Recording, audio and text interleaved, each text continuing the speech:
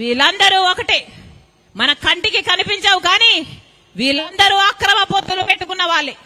మళ్ళీ BJP party అధికారంలోకి వస్తే మళ్ళీ మనకు ప్రత్యేక హోదా గురించి మాట్లాడరు, మళ్ళీ పోలవరం గురించి మాట్లాడరు, మళ్ళీ మన రాజధాని గురించి మాట్లాడరు, మన హక్కుల గురించి ఎవరూ మాట్లాడరు. అందుకే చెప్తున్నాం, ఇటు జగన్ రెడ్డి గెలిచినా అటు చంద్రబాబు గెలిచినా ఎవరు గెలిచినా మన రాష్ట్రానికి ప్రత్యేక హోదా వీళ్ళు తేనియరు.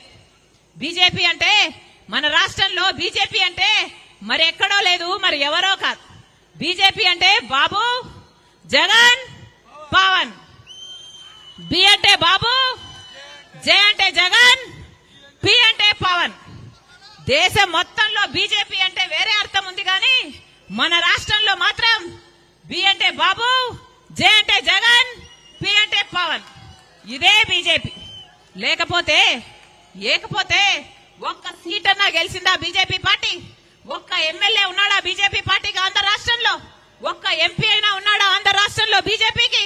అయినా కూడా ఒక్క ఎంపీని గెలవకపోయినా, ఒక ఎమ్మెల్యేని గెలవకపోయినా ఈరోజు బీజేపీ పార్టీ మన రాష్ట్రంలో రాజ్యం ఏలుతుంది.